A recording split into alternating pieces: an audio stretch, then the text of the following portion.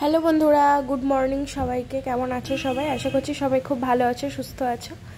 আজকে হচ্ছে পঞ্চমী, আর আজকে সকালবেলা কিন্তু রাজার বিট্টু বাড়িতে চলে যাচ্ছে ওরা, কারণ কালকে থেকে তো পুজো শুরু হয়ে যাচ্ছে। ষষ্ঠীর দিন ওরা বাড়িতে গিয়ে পুজোর আনন্দ করবে, মজা করবে। তো এটা কিন্তু একদম ফার্স্ট সকাল। এখন বাজে সকাল 8:30। 7টার সময় সবাই ঘুম থেকে উঠে ওদেরকে রেডি করে দিলাম। তারপর ওরা রেডি হয়ে এখন দুজনে মিলে বেরিয়ে যাচ্ছে। তো ওরা একাই চলে যাবে, কারণ যেহেতু এখান থেকে বেশি দূর না, একটা মাত্র স্টেশন পার করলেই মসলান্দপুর, ওখানে নেমে যাবে। তারপর ওখান থেকে কিন্তু ম্যাজিক গাড়ি করলেই বাড়িতে পৌঁছে যাবে। তো চলো, এই যে টাটা করে দিল। তো চলো আমি এবার ঘরে যাই। আর এখন অনুপম ঘুমাচ্ছে বলতে উঠেছে, শুয়ে আছে। তো আমি ওর পাশে এসে শুয়ে পড়লাম। আর দেখো, আমার মনটা কিন্তু প্রচণ্ড খারাপ লাগছিল, তাই আমি একটু কান্না করছিলাম। তো যাই হোক, একটুখানি ঘুমিয়েছিলাম তারপর আবার কিছুক্ষণ পরে এখন উঠলাম। উঠে আমি এখন বিছানার চাদরটা চেঞ্জ করব। তাই জন্য কিন্তু নতুন বিছানার চাদর যে কিনেছিলাম না, তো তোমরা সবাই বলেছো এটা বোম্বে ডাইন বেডশিট না। আসলে আমারও সেটাই সন্দেহ হচ্ছিল, কারণ বোম্বে ডাইন বেডশিট আমার কাছে আছে, সেগুলো অন্যরকম কোয়ালিটি, খুব সুন্দর। আর এগুলো কোয়ালিটি ভালো, কিন্তু ওই রকম না। তবে যাই হোক, ওই দোকানদারটা বলেছিল। তো যাই হোক, এটা বোম্বে ডাইন না, অন্য যে কোনো হবে, তবে কালারটা বেশ সুন্দর। তো আজকে আমি এটা বিছানায় পেতে দিচ্ছি। নতুন বিছানায় চাদর দুটো কিনেছিলাম, আর একটা দেখি কবে পাতা যায়। আর এখনও একটা নতুন আছে সাদা রঙের। আর বিট্টুরাজ বাড়িতে পৌঁছে গেছে, ফোন করে দিয়েছিল আমার কাছে। তো বিট্টু ভীষণ খুশি, ও মুখে প্রকাশ করতে পারে না, কিন্তু সত্যি ভীষণ খুশি, যেটা আমরা ওর কাছের মানুষরা বুঝতে পারি। তো ও ফোন করেছিল, বলল ও নতুন সিম লাগাবে, রিচার্জ করবে।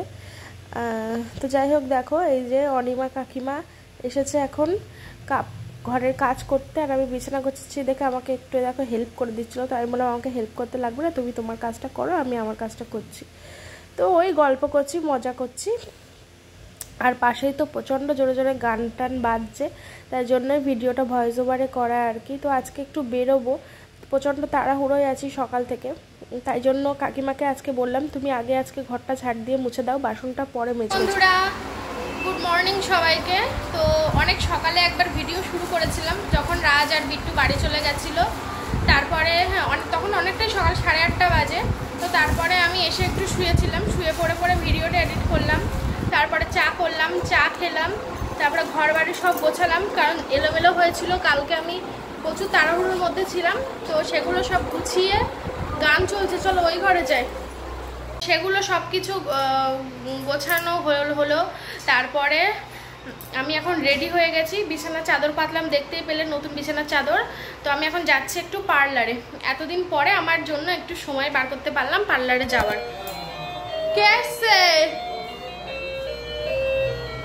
কে?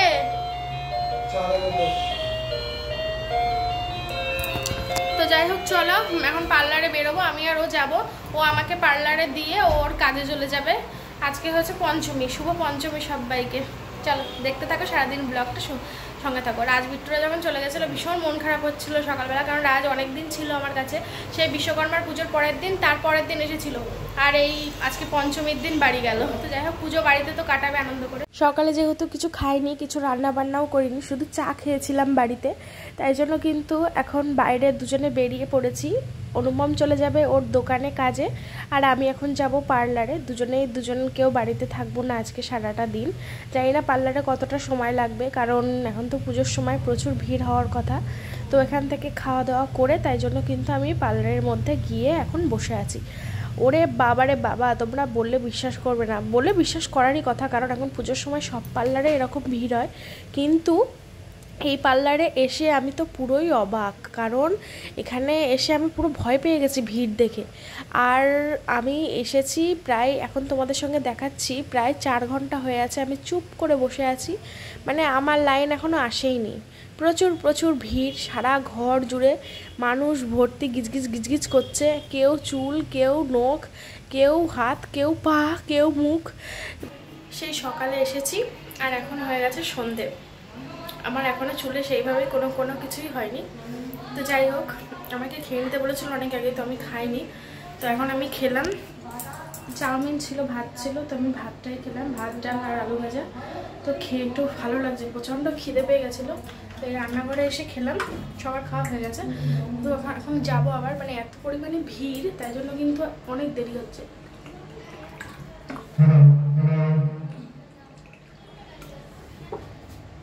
এখানে ঢুকেছি 12টার সময়, 12টার আগে, আর এখন বাজে কটা, 5টা 27। আমার শুধু চুলে শ্যাম্পু হয়েছে আর ড্রাই করেছে চুলটা, ব্যাস, আর কিছুই হয়নি, এগুলো কোনো ক্রিম কিছু লাগানো হয়নি। দেখি কখন হয়। তো চলো, তোমাদের সঙ্গে দেখাচ্ছি না, কারণ প্রচুর ভিড়, তো ওই জন্য ক্যামেরা অন করছি না, ঠিক আছে? চলো। একটু একটু কাজ হচ্ছে, আবার অনেকটা সময় করে অপেক্ষা করতে হচ্ছে, কারণ আরও অনেকে আছে, সবাইকে মিলেমিশে করতে হচ্ছে। তো এতটা দেরি হয়ে যাবে সত্যি ভাবিনি। তো তোমরা আমার মুখে হাসি দেখতে পাচ্ছ না, কারণ আমার প্রচণ্ড কষ্ট হচ্ছিলো এক জায়গায় বসে থাকতে। সারা দিনের ব্যাপার, এত ধৈর্য সত্যি রাখা যাচ্ছিল না, ভীষণ ভীষণ কষ্ট হচ্ছিলো। একবার মনে হচ্ছিলো কেন যে আসলাম, এর থেকে আমার বাড়ি শুয়ে থাকলে মনে হয় ভালো হতো। তো যাই হোক, বাড়ি কাজ করলে ভালো হতো, এরকম মনে হচ্ছিলো। আর কি করা যাবে, চুলটা খুব নষ্ট হয়ে গেছিলো। আর আমি কিন্তু এবছর স্মুথনিং করছি না, আমি করছি ন্যানোপ্লাস্টিয়া ট্রিটমেন্ট, কারণ আমার চুলটা একদমই শেষ হয়ে যাচ্ছিলো, নষ্ট হয়ে যাচ্ছিলো। তাই সবাই বললো যে তুমি স্মুথনিং করো না, যে কটা চুল আছে সে কটাও কিন্তু পড়ে যাবে, তাই এই ট্রিটমেন্টটা নাও। তো সেই ট্রিটমেন্টটা নিলাম। তো যাই হোক, অনেক পয়সা খরচ হয়ে গেছে আজকে, জানি না কি হবে না হবে, দেখা যাক। দিদির ওপরে ভরসা করে তো নিলাম, দিদি বলল ভালো হবে, তাই জন্যই এই ট্রিটমেন্টটা করালাম। আরও কয়েকদিন আগে করালেই ভালো হতো, কারণ এখানে এত ভিড়, সে আর কি বলবো। তো যাই হোক, তোমাদের সঙ্গে পার্লারে খুব শর্ট ভিডিও আমি শেয়ার করেছি, কারণ প্রচুর লোক, আমার এমনি মাথা ধরেছিল, পা যন্ত্রণা করছিল এক জায়গায় বসে বসে, তাই জন্য কিন্তু খুব বেশি আমি তোমাদের সঙ্গে কিছুই দেখাইনি। তো আমি সকাল 11টায় ঢুকেছিলাম আর রাত 12টার পরে বেরিয়েছি। 45 আমি পার্লারে ঢুকেছিলাম, তখন বাজে 12:45 না 10:45 না 11:45। আচ্ছা, আর এখন বেরিয়েছি আমি 12:30টার সময়। তো ওই অ্যাপ্রক্স 13 আওয়ার, 13 ঘন্টা। আমার ধৈর্য, আমি জানি না আজকে আমি কি করেছিলাম, আমার এমনি ধৈর্য খুব কম, মনে হয় বেশিই ধৈর্য আমার, নইলে এত সময় থাকলাম কি করে, তাই না? তো যাই হোক, কেমন হয়েছে জানিও কিন্তু, পরে আমি ভালো করে দেখাচ্ছি। এখন যেহেতু রাস্তা অন্ধকার, এমনি অন্ধকার না, লাইট ওইদিকে জ্বলছে, প্যান্ডেল, পুজো, গান বাজনা জ্বলছে, কারণ এখন তো পুজো শুরু হয়ে গেছে, আজকে পঞ্চমী, ষষ্ঠী পড়ে গেছে না? ষষ্ঠী পড়ে গেছে, হ্যাঁ ষষ্ঠী পড়ে গেছে। যাই হোক, আমরা এখন রাতের খাওয়া দাওয়া খাবো, আর আজকে তো রান্নাবান্না কিছুই হলো না। ও সারাদিন দোকানে ছিল, আর আমি ছিলাম সারাদিন পার্লারে। আমি এখন বাড়ি আসি। হ্যাঁ, ও এখন এই 12টার সময় বাড়ি এসেছে, তারপর আমাকে পার্লার থেকে নিয়ে আসলো। ও আমাকে ফোনে কলে যোগাযোগ করেছে যে আমার কখন হবে, সেই অনুযায়ী ও দোকান থেকে বেরিয়েছে। তাহলে ও ভাবছে আমি ফালতু বাড়ি গিয়ে কী করবো, ওদিকে কাজ সামলায়, তাই ও কাজ সামলে দেরি করে আসলো। তো আমরা এখন খাবার নেবো এখান থেকে, খাবার নিয়ে বাড়ি যাব, বাড়ি গিয়ে তারপর খাওয়া দাওয়া করবো, তারপর কালকে আবার সকালবেলা উঠতে। ঠিক আছে, চলো চলো বন্ধুরা, বাড়িতে যাই, তারপর তোমাদের দেখাচ্ছি, ঠিক আছে? প্রচণ্ড কষ্ট হচ্ছে, চোখ জ্বালা করছে, মাথা টাথা সব ব্যথা করছে, ঘাটটার ব্যথা করছে, মাথাটা জোল জ্বালা করছে। তো বন্ধুরা, বাড়িতে চলে আসলাম, আর এখন একটু অন্যরকম লাগবে, যেহেতু সামনে দিয়ে সিথি করা আছে, তো একটু পরে আবার ঠিক হয়ে যাবে। তো দেখো, বিছানা টিছানা কিন্তু একদম গোছানোই আছে, কারণ আমি তো পুরো ঘর বাড়ি পরিষ্কার করে গেছিলাম, তো সব কিছুই পরিষ্কার, একদম ঠিকঠাক ফিটফাট। তো যাই হোক, প্রচণ্ড ক্লান্ত, এখন বাজে 1টা। তো এখন আমরা খাওয়া দাওয়া করবো। তো এই যে দেখো, এইখানে খাবার রয়েছে, ঠিক আছে? তো চলো খেয়ে নিই আমরা। ও গেছে পাশের দোকানে, ওর কি কাজ রয়েছে, এখন আবার রাত 1টার সময়। এখন সব কিছু খোলা যদিও বাইরে, কারণ লোকজন তো ঘোরাঘুরি করছে, আমরা এখনও ঘোরাঘুরি শুরু করতে পারিনি, কালকে আবারও কিছু শপিং আছে, সেগুলো করতে হবে। তো চলো পরে আসছি। তো দেখো বন্ধুরা, মানু কিন্তু শুয়ে পড়েছে, চুলটা এখানে ভাঁজ হয়ে আছে, হচ্ছে না, নরম বালিশে মাথা দেখি। আচ্ছা, আর এই দুটো দেখিয়েছো তুমি, এটা কিনেছো? দেখো, আবার এই দুটো কিনে নিয়ে এসছি। এবার থেকে আর ভুল নয়, এবার থেকে ভুল নয় বলে, এটা হচ্ছে 500 আর এটা 350। এই দুটো এখনো সিরাম কিনতে হবে। ঠিক আছে, তাহলে আমরা শুয়ে পড়ি, খাওয়া দাওয়া সব তো কমপ্লিট আমাদের। তুমি এই পাশে সরে এসো, এই দিকটায়, না এখানে হাওয়া বেশি, ওইখানেই থাকো, যেখানে আছো ওখানেই থাকো, ঠিক আছে? আর আমার এই কাজগুলো করতে বাকি আছে, এই সেট টপ বক্সটা এখানেই ফিটিং করব, একটা বোর্ড করতে হবে। এত কষ্ট হয়েছে এক জায়গায় বসে থাকা, যে কি পরিমাণ কষ্ট, 13 ঘন্টা।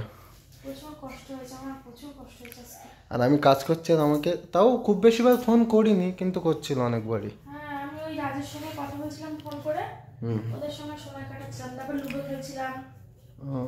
তো যাই হোক, এইগুলো কিনেছি, তোমাদের তো দেখালাম। তো বন্ধুরা, ভিডিওটা কিন্তু শেষ করব, তাই জন্যই আসলাম তোমাদের সামনে। তো চুলটা কেমন হয়েছে জানিও। তো চুলটা ভালোই হয়েছে আমার মনে হচ্ছে, কারণ চুলটা তো পুরোই রাফ হয়ে গেছিলো আমার চুল। তো সেই রাফ চুল যে এরকম একটা রেজাল্ট আসবে আমি তো ভাবতেই পারিনি। তো তাও এটা স্মুথনিং নয়, এটা হচ্ছে ন্যানোপ্লাস্টিয়া, তোমাদের বললাম আমি আগেও। তো যাই হোক, তোমাদের সঙ্গে কিছু কথা বলি। বিট্টু এসেছিলো, তোমরা তো সবাই দেখেছো। বিট্টুকে আমি একটা ফোন গিফট করেছি, বেশি দামি গিফট করতে পারিনি, তবে যতটুকু পুরো সাধ্যের মধ্যে আমার ছিল ততটুকু গিফট করেছি। আর জীবনের প্রথম ফোন মানে এটা পাওয়াটাই আনন্দ, সেটা দামটা ম্যাটার করে না। তো যাই হোক, বিট্টুও সেরকম খুব খুশি হয়েছে। ও হয়তো ওর খুশিটা প্রকাশ করতে পারেনি আমার সামনে বা তোমাদের সামনে, তাই তোমরা হয়তো বুঝতে পারোনি অনেকেই, সবাই না, কিছু মানুষ। মানে তারা কোন মেন্টালিটি নিয়ে কমেন্ট করে আমার না ঠিক জানা নেই, তারা হয়তো এরকম করে। আমি তো খারাপ, আমার মেন্টালিটি খুবই খারাপ, কিন্তু তাদের মেন্টালিটি মনে হয় আমার থেকেও বেশি খারাপ। কারণ আমি বিট্টুকে একটা ফোন গিফট করেছি, সেটা আমি তোমাদের সঙ্গে শেয়ার করেছি। তাতে কিছু মানুষজন কমেন্ট করেছে যে ফোনটা নাকি আমি আমার মাকে গিফট করেছি, বিট্টুকে মানে একটা অছিলা দেখিয়ে যে বিট্টুকে ফোন গিফট করছি, কিন্তু আদতে ওটা আমি আমার মাকে গিফট করেছি। তো যাই হোক, তোমরা হয়তো জানো না যারা এই কমেন্টটা করেছো, আমার মায়ের কিন্তু ফোন আছে, ঠিক আছে? আমার মায়ের ফোনটা নতুনই ফোন, খুব বেশি দিন বয়স না, সেই জন্য মাকে দেওয়ার কোনো প্রশ্নই আসে না। আর যদি আমি মাকে দিতাম তাহলে নিশ্চয়ই আমি বিট্টুকে সামনে দাঁড় করিয়ে একটা অন ক্যামেরায় বিট্টুর হাতে একটা মোবাইল তুলে দিয়ে তারপরে আমি নাটক করে ক্যামেরার সামনে তারপর ওর কাছ থেকে ফোনটা নিয়ে আমি আমার মাকে দিয়ে দিতাম। মানে এটা তোমাদের মনে হয় মানে বিট্টুকে আমি একটা মানে নাটকের জন্য নিয়ে এসেছিলাম? তাহলে এটা। আর আমাদের ভিডিও কিন্তু অনেকেই দেখে, আমাদের মানে আমাদের চেনা জানা আত্মীয় স্বজন বা আমাদের পাড়া প্রতিবেশী, মানে আমার বাপের বাড়ির পাড়া প্রতিবেশী, আমার শ্বশুরবাড়ির পাড়া প্রতিবেশী অনেকেই দেখে, আমরা জানি।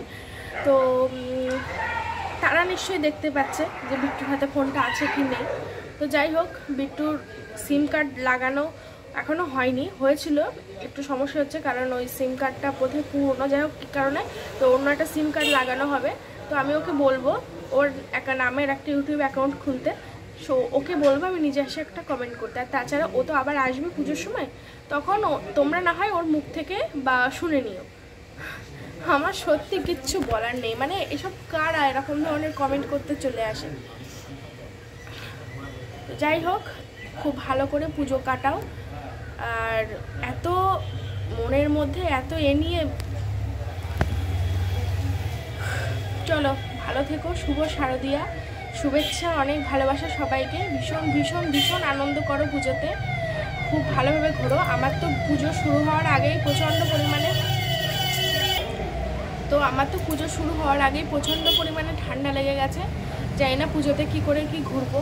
শপিং তো প্রচুর করেছি, এখনও বাকি আছে, সেটা তোমরা পরের দিনের ভিডিওতে দেখতে পাবে। তো এই তো ঠান্ডা লেগেছে, প্রচণ্ড ঠান্ডা। আসলে রোদ গরমে ঘুরে ঘুরে এদিক ওদিক ঘুরেছি, তো তাই জন্য এরকমটা হয়েছে। তো চলো, বাই বাই, ভালো থেকো, সুস্থ থেকো, সাবধানে থেকো। দেখা হচ্ছে পরের দিনে একটা সুন্দর প্ল্যান নিয়ে। ততক্ষণে